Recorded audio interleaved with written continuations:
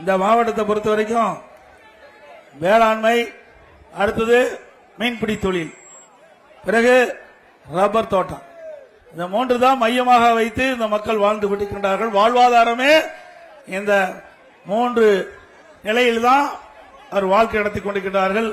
அனைத்து இந்திய அண்ணா திராவிட முன்னேற்ற கழக ஆட்சிக்கின்ற பொழுது விவசாயத்திற்கு முன்னுரிமை கொடுத்த அரசாங்கம் அதிமுக அரசாங்கம். இன்னும் சொல்ல போனா நான் ஒரு விவசாயியாக இன்று வரை இருந்து கொண்டிருக்கின்றேன். விவசாயம் என்பது கடினமான பணி.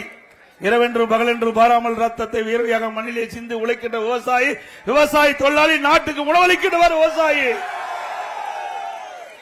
அப்படிப்பட்ட விவசாய தொழில் முன்னுரிமை கொடுக்கின்ற அரசாக அதிமுக அரசு திகழ்ந்தது.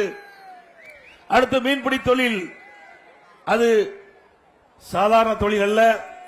அந்த மீன்பிடி தொழிலில் ஈடுபட்டுகிறவர்கள் கடலில் ஆழ்கடலிலே மீன் பிடித்து வீடு திரும்பினால்தான் அவர் நிச்சயம். அப்படிப்பட்ட ஆபத்தான தொழிலில் ஈடுபடுகின்றவர் இந்த மீன்பிடி தொழில் ஈடுபட்டுகின்ற மீனவர் நண்பர்கள். அவர்களுக்கும் பல்வேறு திட்டங்களை அனைத்து இந்திய அண்ணா திராவிட முன்னேற்ற கழக ஆட்சியிலே நிறைவேற்றிருக்கின்றோம். பல்வேறு திட்டங்கள் கொடுப்பதற்கு அதிமுக அறிவிப்பிலே வெளியிட்டிருக்கின்றோம்.